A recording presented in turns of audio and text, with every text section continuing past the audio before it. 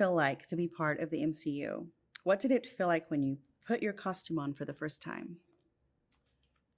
Being part of the MCU, honestly, is still kind of a bit surreal. I think just because I was a fan of the Guardians films specifically, first and foremost, and from the outside looking in, it was this kind of big, scary spectacle, and then it was a really lovely surprise to come in and be welcomed with such open arms, and then discover that the big, scary spectacle, and then to discover that that kind of big, scary spectacle is actually a set full of lovely people who have so much fun, while they're working, was a really, really lovely surprise. And putting on the costume for the first time really did kind of bring, the feeling that I was part of the MCU home. While it's still seeping in right now, I guess that was the real start of the journey, and certainly a massive part of feeling like the character. And I mean, our costume team are so insanely talented, and there are so many people that make up the costume department, and they did such a incredible job. So I'm really grateful to have collaborated with them. Your character, Adam Warlock, originated in Marvel comic books.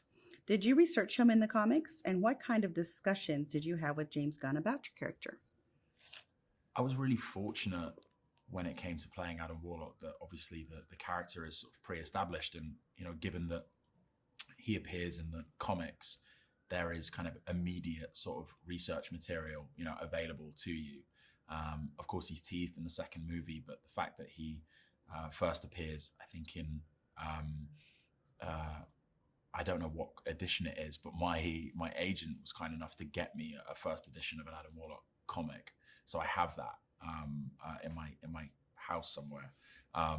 But being able to read that among other comics that he appears in, and reading about also some of the kind of fan fiction around Adam Warlock was really, really helpful. The internet was a really great provider in that sense as well. So between the comic and what the fans had produced online, a lot of my research was done for me, and then it became about kind of collaborating with James and having our two visions align over who Adam would be. And we settled on this idea of this being his kind of introduction, obviously, and the portrayal of the character in his infancy, as a kind of young person entering the world, trying to sort of carve out, the sort of person that he wanted to be, and what side of the line he wanted to stand on as far as good and evil is concerned.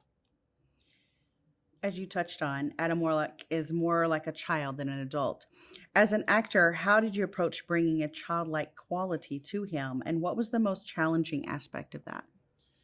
Yeah, I think playing the kind of childlike aspects of Adam's characteristics, just allows you to kind of return to that kind of imagination-led sort of childlike fun that I think, is how I kind of got into acting, and to a degree how we all kind of engage with acting. I think, in some ways it's a psychological process, so you have to sort of think about, the formation of your characters, I think, from a kind of childlike starting point. So it was not a foreign concept to me preparing for the role. I think it's something I think about with all my roles.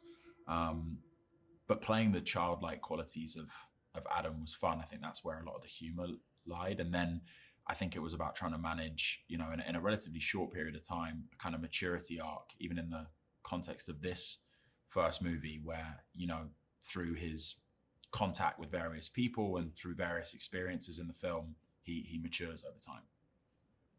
What was it like working with the established cast? Was it helpful to have your process with them around? Massive.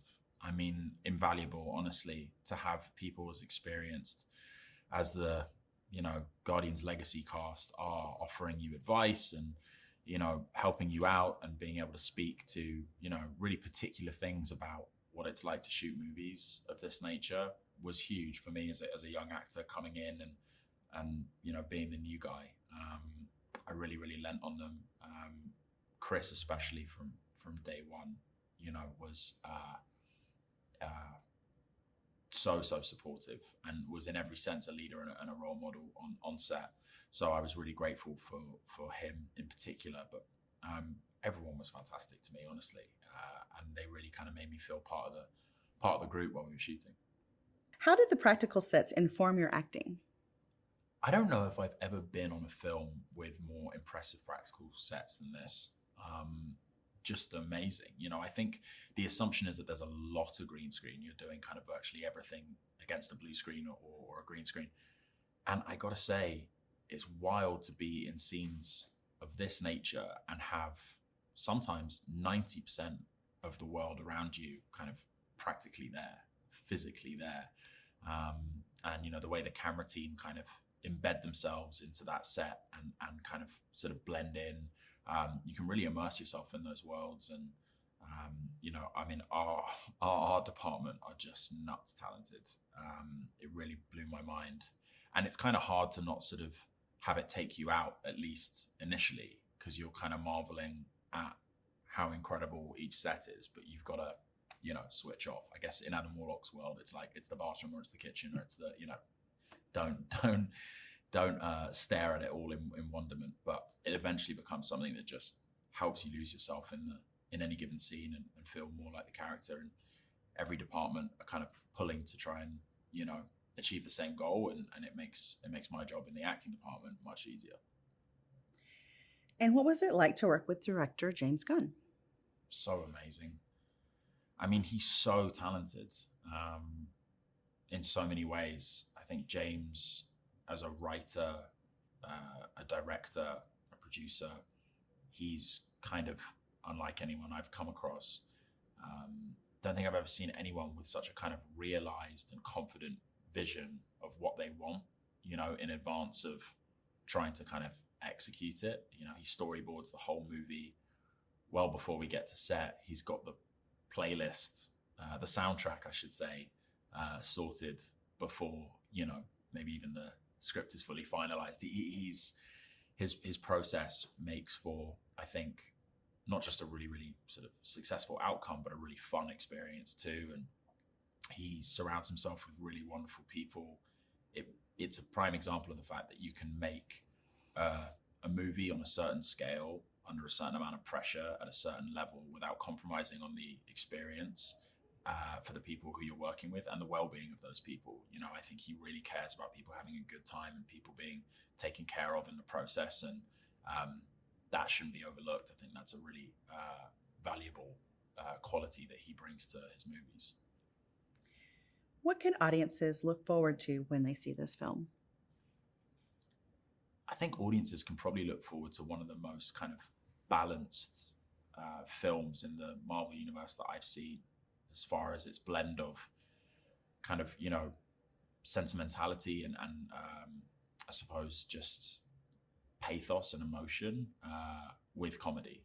It really is a laugh and cry movie with so many twists and turns and subversions of expectations. And there are just some amazing performances in this on the drama and the comedy side. That's what I was really struck by, when I watched it recently for the first time. It's just chock full of incredible performances. Lastly, if you could describe Guardians of the Galaxy Volume 3 in one word, what would it be and why?